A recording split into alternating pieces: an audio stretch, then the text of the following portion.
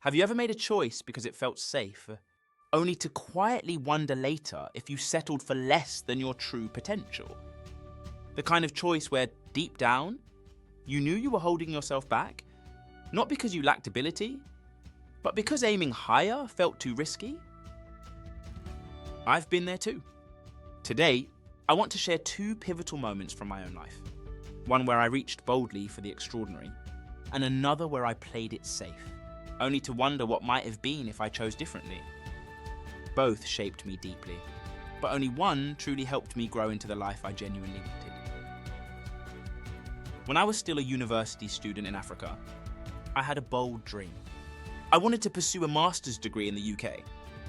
At that time, neither I nor my family had the financial resources to make it happen, but I didn't let that stop me. I vividly remember sitting down and writing out a detailed 4-year plan. Year 1, complete my national service and secure a scholarship.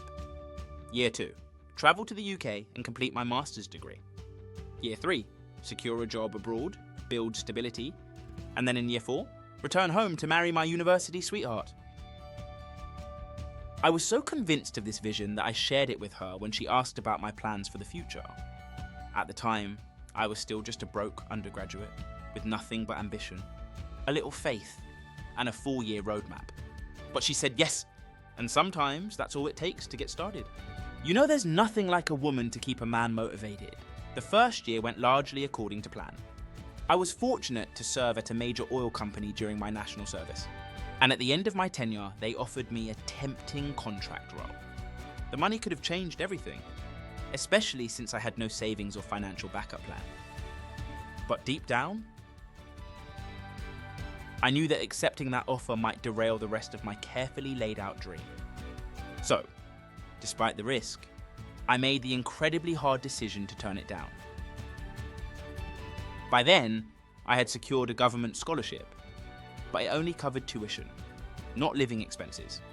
That funding gap, combined with some bureaucratic delays, meant I had to defer my admission for another year. And because I had already turned down the contract job, I ended up working at a government agency, earning barely enough to survive. But even in those challenging conditions, I remained diligent. My efforts didn't go unnoticed. My supervisor took a personal interest in my case and advocated for me directly to the state governor, who graciously approved a grant to cover my living expenses. And just like that, the doors finally opened. In Year 3, I moved to the UK to begin my master's. And in Year 4, I secured a job abroad, just as I had envisioned, even if the steps didn't unfold in perfect sequence. And finally, right on schedule, I flew home to marry the amazing woman who had believed in that dream from the very beginning. What I didn't realize then was that my courage was about to be tested again. But this next choice would quietly reveal the cost of playing it safe. A few years after achieving that bold dream, I stood at another crossroads. I had reached a point in my career where pursuing a part-time MBA felt like the next natural step. But this time, something was different. Unlike before, I didn't pause to craft a detailed vision. I didn't sketch out a clear timeline or outline specific goals. Instead, I found myself shrinking my dreams, focusing on what felt immediately achievable rather than what I truly wanted.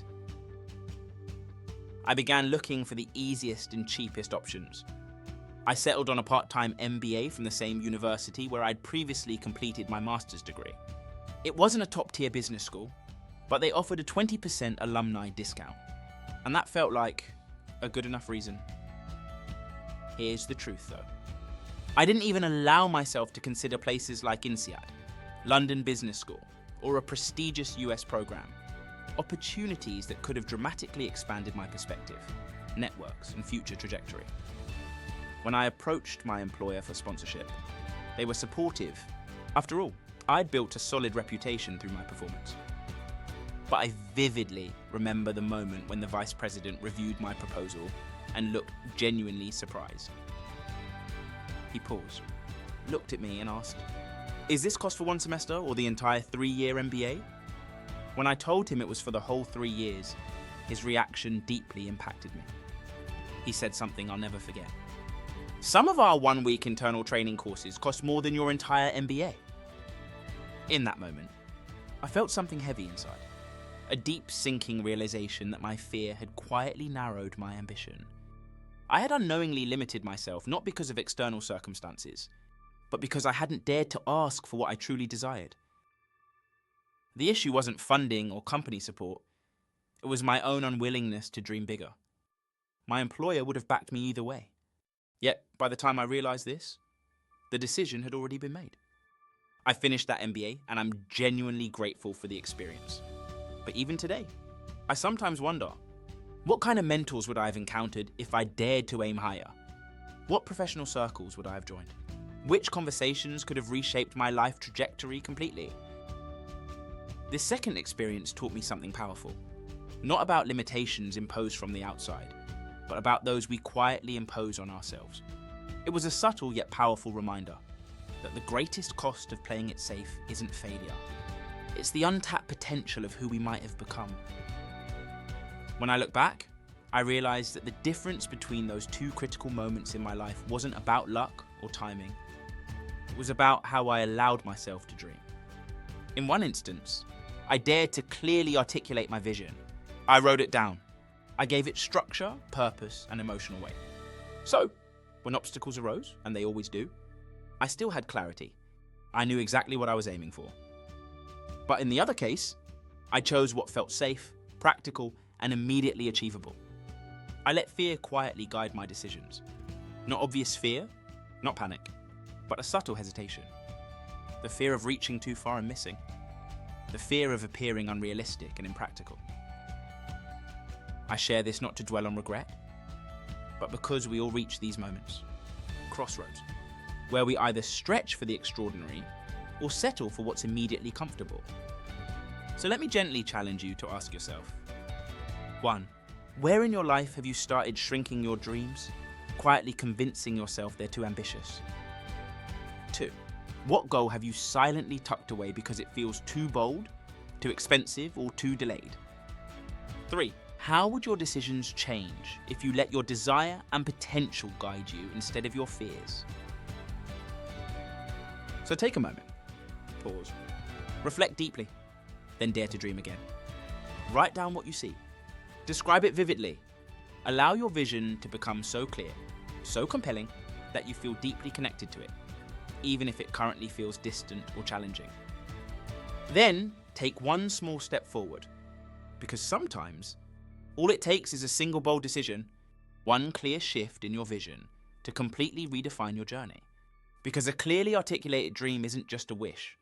It's a guiding star, a north point that remains visible even when life gets cloudy and uncertain. If this resonated with you, we warmly invite you to stay connected. Each week, we share insights, strategies, and reflections to help you lead, build, and grow with clarity and purpose. Take your next step today by subscribing to the channel and joining our weekly newsletter at www.thefacelesscoach.com. Because your dreams still matter, your goals are still valid, and you truly deserve the very best. Until next time, keep your head up, remain courageous, and never again settle for second best. We at The Faceless Coach believe in you. You've got this,